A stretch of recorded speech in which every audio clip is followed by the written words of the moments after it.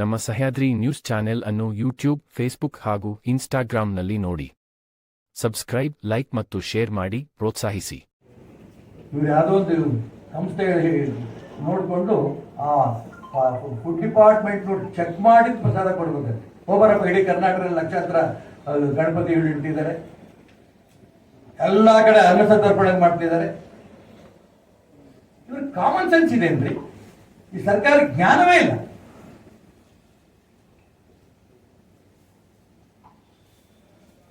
ನಮ್ಮ ಜನ ಪ್ರಸಾದನ ತಗೊಳ್ಳಂತ ಸಂದರ್ಭದಲ್ಲಿ ಅದರಲ್ಲಿ ಏನಿದೆ ನೋಡಲ್ಲ, ಪ್ರಸಾದ ಅಂತ ತಿಂತಾರೆ. ಆ ಪ್ರಸಾದವೇ ಅವ್ರು ರಕ್ಷಣೆ ಮಾಡುತ್ತೆ ನಂಬಿಕೆ.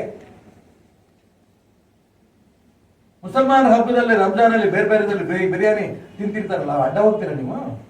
ನಿಮ್ಗೆ ಆದೇಶ ಹಾಕೋದು ಧೈರ್ಯ ಇದೆಯಾ? ನೀವು ಹಿಂದೂಗಳು ಅನ್ನೋದು ನೆನ್ಪಿಟ್ಕೊಂಡು ಆದೇಶ ಮಾಡಿದ್ರೆ ನಿಮಗೆ ನಿಜಕ್ಕೂ ಕೂಡ ಇಂಥ ಕಷ್ಟದಲ್ಲೂ ಕೂಡ ಭಗವಂತ ನಿಮ್ಮನ್ನು ಕಾಪಾಡ್ತಾರೆ. ನಮ್ಮ ಮುಸಲ್ಮಾನರ ಪರ ಓಟಿಗೆ ಅದನ್ನ ಹೇಳ್ಬೇಡಿ, ಮಾಡಲ್ಲ. ನಾವು ಅವ್ರು ಓಟ್ ತಗೊಳ್ಳಿ, ನೀವು ಮಾಡೋ ವರ್ಷ ಇನ್ನೂ ಕೊಡ್ತಾರೆ ನಿಮ್ಗೆ. ನೀವು ಎಷ್ಟೇ ಮುಸಲ್ಮಾನರು ಓಟ್ ತಗೊಂಡ್ರು ಕೂಡ ದೇಶ ನಮ್ಮ ಕೈಲೇ ಇರೋದು. ಅನೇಕ ಹೆಚ್ಚಿನ ರಾಜ್ಯಗಳು ನಮ್ಮ ಕೈಲಿದೆ. ಅತಿ ಹೆಚ್ಚು ಎಂಪಿಗಳು, MLAಗಳು ಬಿಜೆಪಿಯಲ್ಲೇ ಇದ್ದಾರೆ. ನಿಮ್ಮ ಹತ್ರ ಕಡಿಮೆ ಆಗ್ತಾ ಹೋಗುತ್ತೆ. ಆದರೆ ಹಿಂದುತ್ವವನ್ನ ರಾಜಕಾರಣಕ್ಕೆ ಬಳಸೋದು, ಮುಸಲ್ಮಾನರು ಸಂತೃಪ್ತಿ ಪಡಿಸೋ ರಾಜಕಾರಣ ಮಾಡೋ ವ್ಯವಸ್ಥೆ ಇದೆಯಲ್ಲ, ಇದನ್ನ ಬಿಡಿ. ನೇರವಾಗಿ ಹೇಳಿ, ಹಿಂದುತ್ವದ ಬಗ್ಗೆ ನಾವಿದ್ದೇವೆ, ಹಿಂದುತ್ವಕ್ಕೆ ಅವಮಾನ ಮಾಡಲ್ಲ, ಅನ್ಯಾಯ ಮಾಡಲ್ಲ. ಮುಸಲ್ಮಾನರಿಗೆ ಏನ್ ಬೇಕು ಕೂಡಿ, ನಾನು ಬೇಡ ಅನ್ನಲ್ಲ.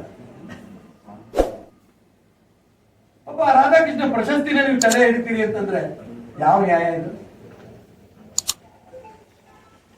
ಇದಕ್ಕೋಸ್ಕರ ಕರ್ನಾಟಕ ರಾಜ್ಯದಲ್ಲಿರುವಂತಹ ಸರ್ಕಾರ ಮುಸಲ್ಮಾನರ ಪರ ಸರ್ಕಾರ ಅಲ್ಲ. ನೀವು ಕೇವಲ ಹಿಂದೂಗಳ ಪರವಾಗಿರ್ರಿ ಅಂತ ಹೇಳಲ್ಲ, ನ್ಯಾಯಬದ್ಧವಾಗಿರ್ರಿ. ಚಾಮುಂಡಿ ದೇವಸ್ಥಾನಕ್ಕೆ ಮುಂಚೆ ಅಂತ ಹೋಗಿದ್ದು ತುಂಬಾ ಸಂತೋಷ ಆಯ್ತು. MP ಪಾಟೀಲ್ ನಾನೇ ಮಾತಾಡ್ಕೊಂಡ್ ಬಂದಿದ್ದೆ ನಿನ್ನೆ. ಎಷ್ಟರ ಜೊತೆ ಮಾತಾಡುತ್ತಪ್ಪ,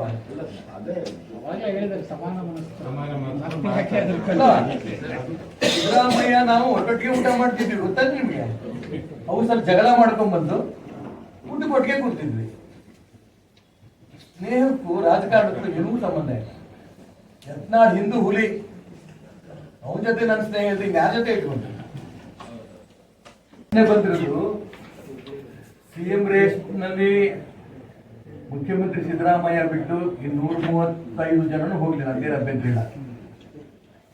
ಆದ್ರೆ ಇದೇ ಜನ ಯಾರು CM ರೇಸ್ ನಲ್ಲಿ ಫೈಟ್ ಮಾಡ್ತಾ ಇದ್ದಾರಲ್ಲ, ಇವತ್ತು ರಾಯರೆಡ್ಡಿ ಒಬ್ರು ಸೇರ್ಕೊಂಡಿರೋದಕ್ಕೆ, ಆರ್ ವಿ ದೇಶಪಾಂಡೆ ಆಯ್ತು, ಸತೀಶ್ ಜಾರಕಿಹೊಳಿ ಆಯ್ತು, MB ಪಾಟೀಲ್ ಆಯ್ತು, ಎಲ್ಲರಿಗೂ ಆಯ್ತು.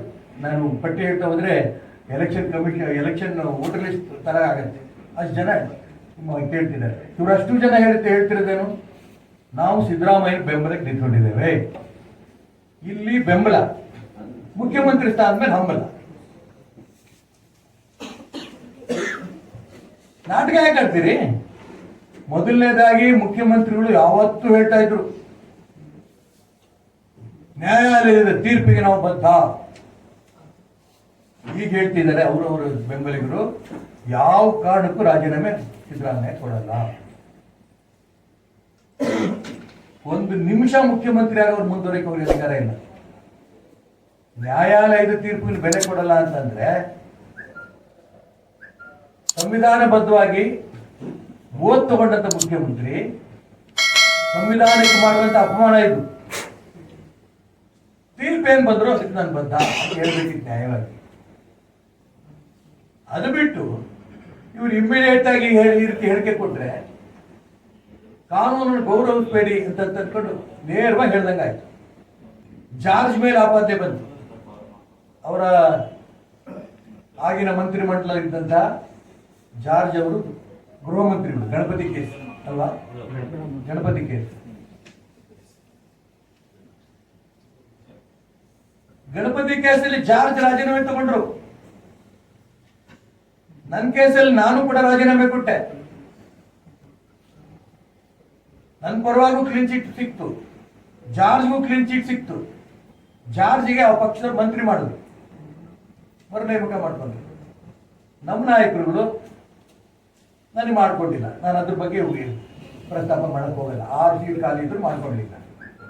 ಆದ್ರೆ ಸಿದ್ದರಾಮಯ್ಯನವ್ರ ಮೇಲೆ ಆಪಾದನೆ ಬಂದಾಗ ರಾಜೀನಾಮೆ ಕೊಡ್ಬೇಕಾದವ್ರ ಡ್ಯೂಟಿ.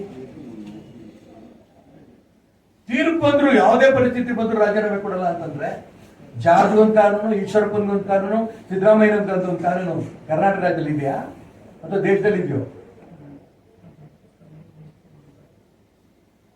ಇನ್ಮೇಲೆ ಯಾರ ಮೇಲೆ ಆಪಾದನೆ ಬಂದ್ರು ಕೂಡ, ಯಾರದೇ ತೀರ್ಪು ಬಂದ್ರು ಕೂಡ ರಾಜೀನಾಮೆ ಕೊಡ್ಬೇಡಿ ಅಂತ ಒಂದು ಕೆಟ್ಟ ಮೇಲ್ಪಂಕ್ತಿಯನ್ನ ಸಿದ್ದರಾಮಯ್ಯನವರು ಹಾಕಕ್ಕೆ ಹೊರಟಿದ್ದಾರೆ.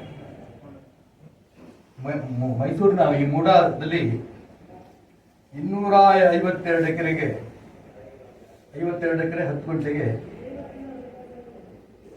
ನಗರಾಭಿವೃದ್ಧಿ ಪ್ರಾಧಿಕಾರದ ಆದೇಶದ ವಿರುದ್ಧವಾಗಿ ರಚನೆ ಆಗಿದೆ ಬಡಾವಣೆ ನಿರ್ಮಾಣ. 848 ನಿವೇಶನಗಳು ಒಂದೇ ದಿನ.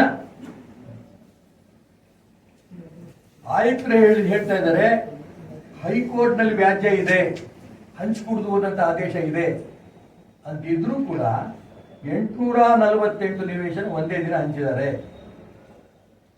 ಅದಕ್ಕೋಸ್ಕರ ಇದು ಬಹಿರಂಗ ಮೂಡಾ ಕೇಸ್ ಬರಲಿಲ್ಲ ಅಂದ್ರೆ ಇದು ಬರ್ತಿತ್ತು ಇಲ್ಲ ಗೊತ್ತಿಲ್ಲ. ಅಲ್ಲಿಯ ಆಯುಕ್ತ, ಹಿಂದಿನ ಆಯುಕ್ತ ನಟೇಶ್ ಅವರು ರಾಜ್ಯ ಸರ್ಕಾರಕ್ಕೆ ಪತ್ರ ಬರೆದಿದ್ದಾರೆ ಇಷ್ಟೆಲ್ಲ ಆಗಿದೆ ಅಂತ. ಈ ನಿಮಿಷದ ತನಕನೂ ಕೂಡ ನಗರಾಭಿವೃದ್ಧಿ ಸಚಿವರು ನನ್ನ ಗಮನಕ್ಕೆ ಬಂದಿಲ್ಲ, ನೋಡ್ತೀನಿ ಅಂತಾರೆ. ಮುಖ್ಯಮಂತ್ರಿ ಈ ವಿಚಾರಕ್ಕೆ ಇನ್ನೂ ಬಾಯೇ ಬಿಟ್ಟಿಲ್ಲ. ಇಲ್ಲಿ ಲೂಟಿ ಹೊಡೆಯೋದಕ್ಕೋಸ್ಕರ ಕಾಂಗ್ರೆಸ್ ಸರ್ಕಾರ ಇಲ್ಲ ರಾಜ್ಯದಲ್ಲಿ. ಯಾವಾಗ ಬೆಳಕಿ ಬಂದಿದ್ದೆ ಯಾವಾಗ? ಬೆಳಕಿ ಬಂದಿದ್ದೆ ಯಾವಾಗ್ರಿ? ಇವತ್ತು ಪತ್ರ ಓದಿದ್ದಾರೆ ನೀವು, ನಾನು ನಿಮ್ಗೆ ಗೊತ್ತಾದ ತಕ್ಷಣ ಸಂಬಂಧಪಟ್ಟವ್ರ ಬಗ್ಗೆ ಆಕ್ಷನ್ ತಗೊಳ್ಳಿ. ಯಾರಾಗ್ಲಿ ಅವ್ನು ಯಾರೇ ಬುದ್ಧಂತ ಕಾಂಗ್ರೆಸ್ ಸೇರ್ಕೊಂಡ್ಬಿಟ್ಟ, ಅಲ್ಲಿ ರಕ್ಷಣೆ ಸಿಗತ್ತೆ ನನಗೆ ಅಂತ. ನಾನು ಬಿಜೆಪಿ ಸತ್ಯ ಹರಿಸಿದ್ರ ಮೊಮ್ಮಕ್ಕಳು ನಾನು ಹೇಳ್ತಿಲ್ಲ. ಯಾರೇ ಲೂಟಿ ಮಾಡಿದ್ರು ಲೂಟಿಕೋರನ್ನೇ ಅವನು. ಅವ್ರ ಬಗ್ಗೆ ಇಮಿಡಿಯೇಟ್ ತನಿಖೆ ಮಾಡಿ ಅವನ್ನ ಅರೆಸ್ಟ್ ಮಾಡಿ ಅವ್ರ ಬಗ್ಗೆ ಕ್ರಮ ತಗೊಳ್ಳೋದು ಒಂದು. ಎರಡನೇದು, ಮೂಡಾ ಹಗರಣ ಹೊರಗೆ ಬಂದಿದ್ದಕ್ಕೋಸ್ಕರ ಮೈಸೂರಿಂದ ಒಂದು 252 ಎಕರೆ 10 ಗುಂಟೆ ಬಂದಿದೆ ಹೊರಗಡೆ. ಉಳಿದಂತ ನಗರಾಭಿವೃದ್ಧಿ ಪ್ರಾಧಿಕಾರದ ಕಥೆ ಏನು? ಇಡೀ ರಾಜ್ಯದಲ್ಲಿ ಏನೇನಾಗಿದೆ ಗೊತ್ತಿಲ್ಲ. ಅದಕ್ಕೋಸ್ಕರ ರಾಜ್ಯದ ಎಲ್ಲಾ ನಗರಾಭಿವೃದ್ಧಿ ಪ್ರಾಧಿಕಾರದ ಬಗ್ಗೆ ಇದ್ರ ಬಗ್ಗೆ ತನಿಖೆ ಆಗ್ಬೇಕು.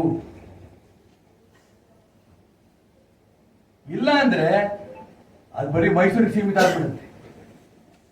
ಇನ್ಯಾವ ನಗರಾಭಿವೃದ್ಧಿ ಪ್ರಾಧಿಕಾರದಲ್ಲಿ ಎಷ್ಟು ಲೂಟಿ ಆಗಿದೆಯೋ. ಅದಕ್ಕೋಸ್ಕರ ನಾನು ಮಾನ್ಯ ಮುಖ್ಯಮಂತ್ರಿಗಳಿಗೆ, ನಗರಾಭಿವೃದ್ಧಿ ಸಚಿವರು ಒತ್ತಾಯ ಮಾಡ್ತೇನೆ, ರಾಜ್ಯದ ಎಲ್ಲಾ ನಗರಾಭಿವೃದ್ಧಿ ಪ್ರಾಧಿಕಾರದ ಬಗ್ಗೆ ಸರಿಯಾದ ತನಿಖೆ ಆಗಬೇಕು, ತಪ್ಪಿತಸ್ಥರ ಬಗ್ಗೆ ಕ್ರಮ ತಗೋಬೇಕು.